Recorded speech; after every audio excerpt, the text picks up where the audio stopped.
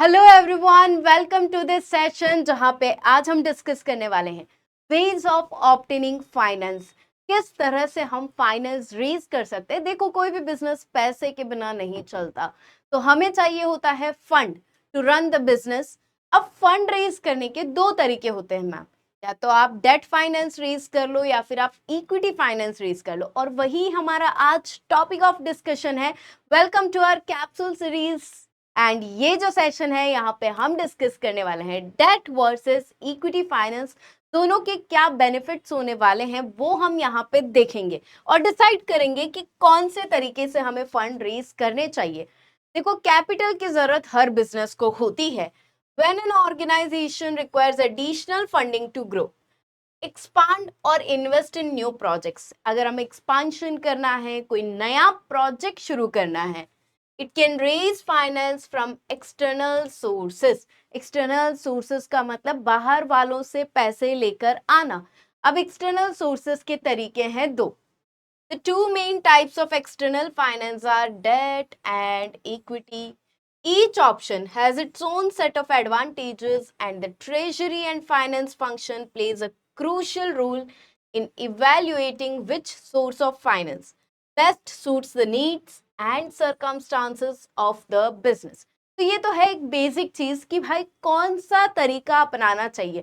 Ma'am, हम date finance पे जाएं कि इक्विटी फाइनेंस पे जाएं, क्या करके आए, तो यही तो हम यहाँ पे डिस्कस करने वाले हैं बच्चों। सबसे पहले बात करते हैं डेट फाइनेंस की। डेट फाइनेंस का मतलब होता है लोन लेना। अगर तुम लोन लेते हो तो बताओ क्या करना पड़ेगा? रीपेमेंट करना पड़ेगा, इंटरेस्ट आपको देना पड़ेगा। तो लोन जो लेते हैं हम, उसके लिए हमें कुछ ना कुछ तो रीपे करना ही पड़ेगा। Debt finance involves borrowing money from an external third party. किसी एक्सटर्नल थर्ड पार्टी से जब हम बोरो करते हैं तो उसे हम डेट फाइनेंस बोलते हैं। With the agreement to repay the amount borrowed along with interest, interest के साथ हमें रीपे करना पड़ेगा एट अ लेटर डेट। अब देखो, कोई भी जब हम लोन लेने जाते हैं तो जनरली क्या होता है कि मंथली इंस्टॉलमेंट्स आती हैं, इंटरेस्ट पे करना पड़ता है। Various sources of debt include, अभी डेट के सोर्सेस क्या क्या हैं?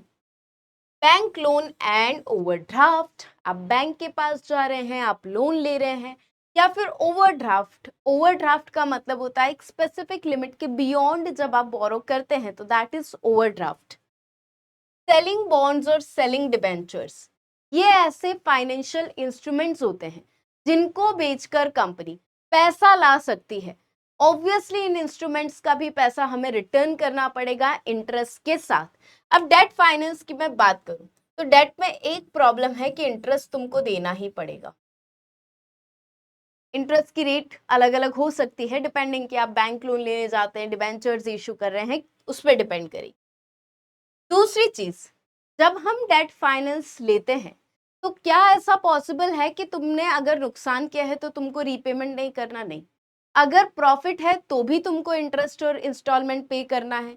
अगर लॉस है तो भी बैंक तुमसे इंस्टॉलमेंट और इंटरेस्ट तो लेकर रहेगा। तो चाहे हो प्रॉफिट चाहे हो loss, instalment is compulsory. Instalment payment is compulsory. कोई हमारे पास यहाँ पे ऑप्शन नहीं है। तीसरी चीज, जब जब लोन लेने जाते हो तो ऐसा नहीं होता है कि बैंक आपको मुंह मांगी अमाउंट दे देगा कि आपने बोला 1 करोड़ का लोन चाहिए, बैंक ने बोला ले लो। ऐसा नहीं होता। बैंक आपसे सिक्योरिटी मांगेगा कि हम किस बेसिस पे आपको लोन दे, कुछ ना कुछ तो आप हमें प्रोवाइड करो, हमें एश्योरेंस रहे कि हमारा पैसा हमको वापस मिल जाएगा। तो सिक्योरिटी हमें देनी पड़ती है, कोई ना कोई एसेट गिरवी रखना पड़ता है, तब जाकर कहीं हमको लोन मिलता है। तो ये प्रॉब्लम है डेट फाइनेंस की। पर मैम, कुछ तो अच्छा हुआ होगा डेट फाइनेंस में, तभी लोग डेट फाइनेंस लेते होंगे। हाँ बच्चों, डेट फाइनेंस की पॉजिटिव साइड भी है। क्या पॉजिटिव साइड है यहाँ पे?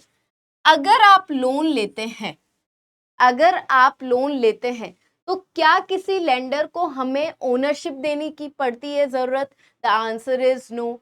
शेयर होल्डर को तो हमें ओनरशिप देनी पड़ती है, बट किसी लेंडर को हमें ओनरशिप नहीं बांटनी पड़ती। मतलब हमारी ओनरशिप अनडिस्ट्रीब्यूटेड रहती है, ओनरशिप हमारी सेफ रहती है, जिसके पास कंट्रोल है उसी के पास रहेगा, तो ये एक फायदा है डेट फाइनेंस का। दूसरी चीज, डेट फाइनेंस में जो हम इंटरेस्ट पे करते हैं वो टैक्स डिडक्टिबल होता है। टैक्स डिडक्टिबल का मतलब क्या होता है मैम? पहले तुम ये वर्ड लिख लो, ये वर्ड समझ लो। टैक्स डिडक्टिबल मतलब जो मैं इंटरेस्ट पे करूंगी उसका मुझे डिडक्शन मिलेगा अगर मैं टैक्स पे करने जाऊंगी तब। फॉर एग्जाम्पल, आपने 100 रुपए कमाए, उन 100 रुपए में से आप 20 रुपए इंटरेस्ट पे कर रहे हो किसी लोन का, तो इसका मतलब आप जो टैक्स पे करोगे वो 80 रुपीज पे करोगे, not on 100 rupees which you have earned. तो ये है टैक्स डिडक्टिबल। इसी चीज को और डिटेल में समझेंगे हम। चले आगे। Advantages of debt finance, tax benefits. अभी जो मैंने आपको समझाया, तुम इंटरेस्ट दो और उस इंटरेस्ट का डिडक्शन लो और उसके बाद टैक्स पे करो। Interest payments on debt are tax deductible, which can help reduce taxable income of the company.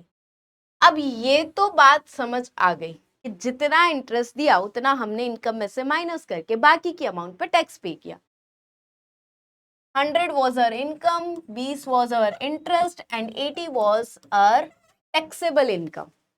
अगर मान लेते यही 100 रुपए तुमने कमाए होते और ये 20 रुपए इंटरेस्ट नहीं डिविडेंड के फॉर्म में दिए होते, तो तुमको टैक्स कितने पे करना पड़ता? 100 रुपए पे।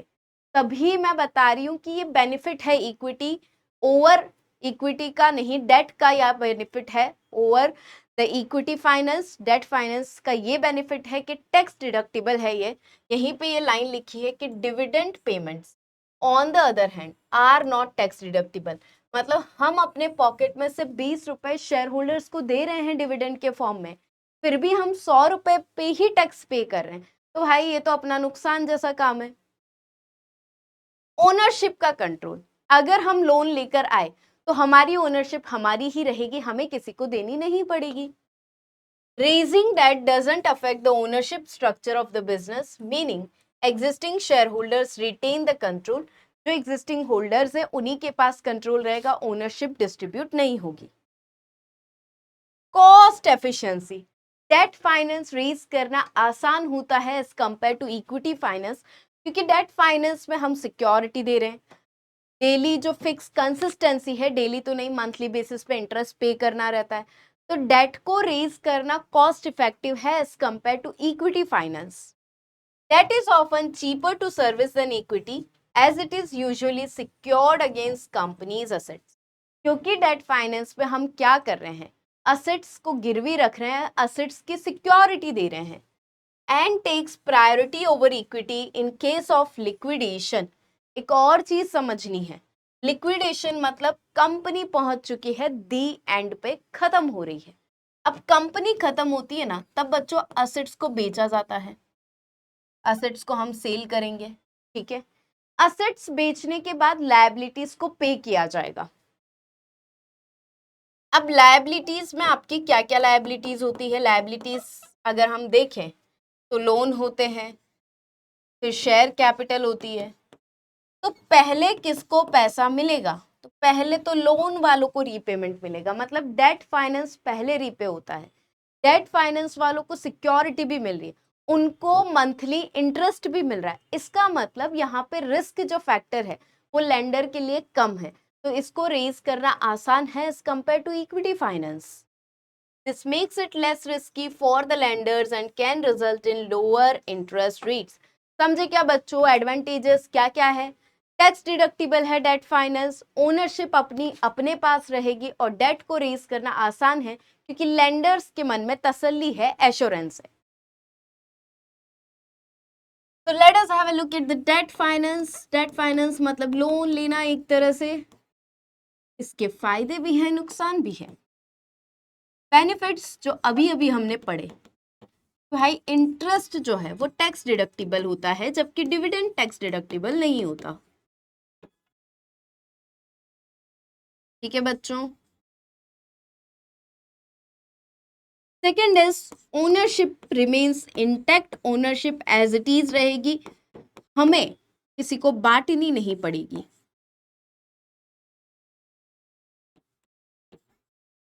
एंड थर्ड थिंग इज, जो ये डेट फाइनेंस है ये कॉस्ट इफेक्टिव है क्योंकि लेंडर्स के लिए रिस्क कम है। It is cost effective because lenders के लिए रिस्क कम है। अगर हम डिसएडवांटेजेस देखें यहाँ पे, तो वो ये था कि पहली चीज, इंटरेस्ट पेमेंट कंपलसरी होता है, इंटरेस्ट तुमको पे करना ही पड़ेगा, जबकि शेयर होल्डर्स को डिविडेंड पे करना कंपलसरी नहीं होता। ठीक है,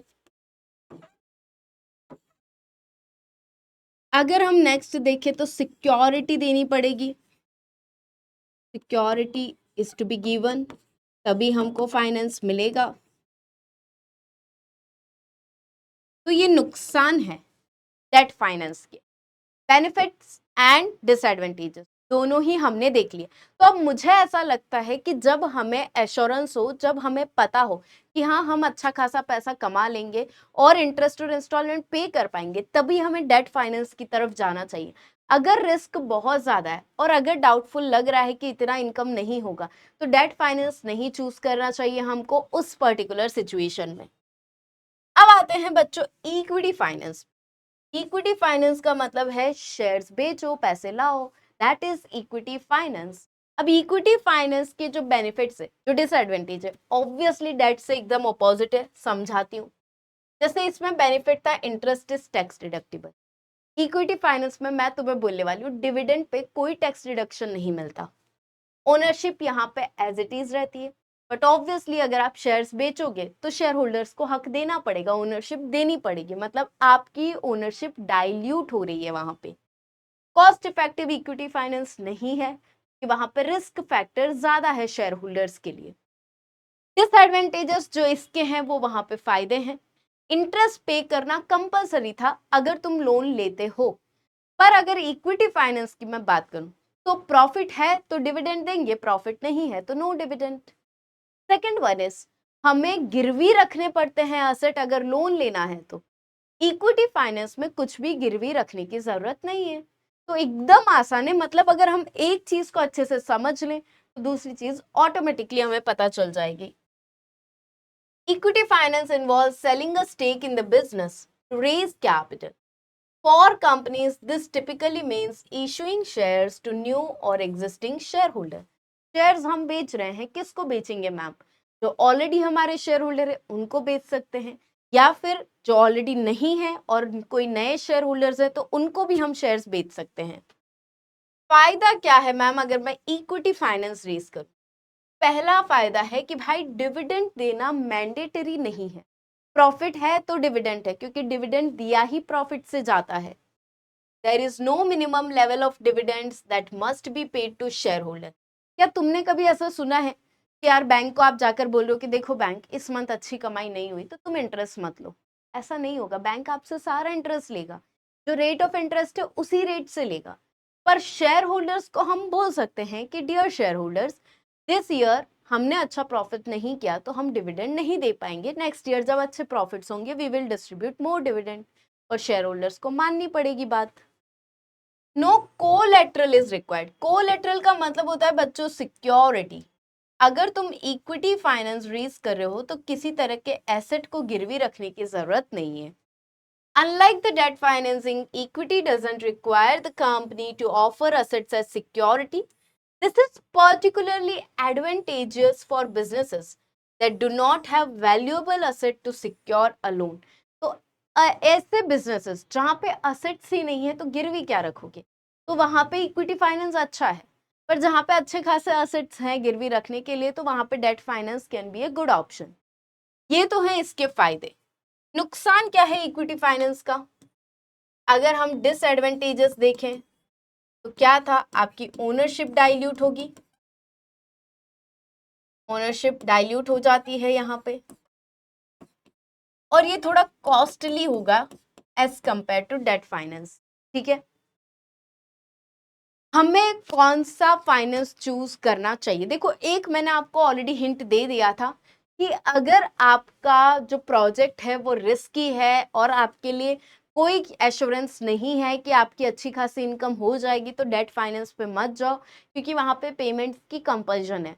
अगर रिस्क ज्यादा है तो इक्विटी फाइनेंस, रिस्क कम है तो आप डेट फाइनेंस सेलेक्ट कर सकते हैं। The treasury and finance function must carefully evaluate businesses' needs and circumstances to decide which financing is most appropriate. अब इसके लिए हम कौन कौन से फैक्टर्स कंसिडर करेंगे? पहला फैक्टर होता है करंट फाइनेंशियल हेल्थ, मतलब अपना कैश फ्लो देख लो। कैश फ्लो अच्छा खासा है तो ऑब्वियसली डेट फाइनेंस पे भी जा सकते हैं, बट कैश फ्लो में ही दिक्कतें हो रही है, इनकम आ नहीं रही है, तो आप इंस्टॉलमेंट चुकाएंगे कैसे? If the company is financially stable with good cash flow, so debt financing might be attractive due to its lower cost. However, if the company is more risky or lacks sufficient collateral, collateral का मतलब security नहीं है company के पास और ना ही cash flow अच्छा है, तो equity financing might be preferable. Risk अगर हाई तो जाओ इक्विटी पे, रिस्क अगर लो तो जाओ आप डेट फाइनेंस पे। इम्पैक्ट ऑन ओनरशिप, अगर मैं चाहती हूँ कि ओनरशिप डाइल्यूट ना हो तो मैं जाऊंगी डेट फाइनेंस। अगर मैं चाहती हूँ कि ओनरशिप डाइल्यूट हो जाए तो भी दिक्कत नहीं, तो equity finance. Debt financing doesn't affect ownership while equity financing will dilute ownership stake of existing share holder. Tax consideration, tax बचाना है तो डेट पे जाओ, टैक्स नहीं बचाना है तो इक्विटी पे जाओ। कैश फ्लो की स्टेबिलिटी है, businesses with unstable cash flow तो इक्विटी पे जाएंगे, और स्टेबल कैश फ्लो है तो डेट पे जाएंगे। ठीक है, तो यहाँ पे मैं आपको फैक्टर्स बता देती हूँ। अगर रिस्क, चलो एक चार्ट बना लेती हूँ आपके लिए कि कब कौन सी चीज हमें चूज करनी चाहिए। अगर रिस्क लो है तो डेट फाइनेंस पे जाओ, रिस्क हाई है तो इक्विटी पे जाओ। कैश फ्लो स्टेबल है तो आप डेट फाइनेंस चूज कर सकते हो, अनस्टेबल है तो आपको इक्विटी फाइनेंस पे जाना चाहिए। टैक्स डिडक्शन चाहिए तो डेट फाइनेंस पे जाओ, नो डिडक्शन तो इक्विटी पे जाओ। ठीक है, ओनरशिप इंटैक्ट चाहिए आपको, एज इट इज चाहिए तो आप डेट फाइनेंस पे जाओ, और ओनरशिप अगर आप डाइल्यूट करने के लिए रेडी हैं तो आप इक्विटी फाइनेंस सेलेक्ट करो। तो ये सारे फैक्टर्स रहते हैं चूज करने के लिए कि हम जाएं किस मेथड पे। तो आई होप बच्चों आपको ये टॉपिक अच्छे से क्लियर हुआ होगा कि डेट वर्सेस इक्विटी क्या है, क्या फायदे हैं, क्या नुकसान है, और कब कौन सा ऑप्शन चूज किया जाए। ठीक है, let us assume an example. एक एग्जांपल मैं बता रही हूं आपको कि भाई एक कंपनी है, ठीक है, कंपनी का नेम है एबीसी लिमिटेड, और ये कंपनी को जरूरत है 50 करोड़ की। ये एक नया प्रोजेक्ट लाना चाहते हैं, कुछ आर्टिफिशियल इंटेलिजेंस से रिलेटेड करना चाहते हैं। इसके जो प्रोजेक्ट मैनेजर है वो श्योर नहीं है कि ये प्रोजेक्ट सक्सेसफुल होगा कि नहीं होगा। दे आर वेरी डाउटफुल, उनको लगता है कि 70% इज द रिस्क फैक्टर। यहाँ पे 70% उनको रिस्क फैक्टर लग रहा है। अगर ये सक्सेसफुल हो जाता है तो ये काफी अच्छा अर्न कर लेंगे, बट अगर ये अनसक्सेसफुल होता है तो 50 करोड़ रुपए गए पानी में। तो आप मुझे कमेंट सेक्शन में बताइए कि इनके लिए कौन सा सोर्स ऑफ फाइनेंस अच्छा रहेगा। So I'll be waiting for your answers, बच्चों. Thank you so much and stay tuned for more of such sessions.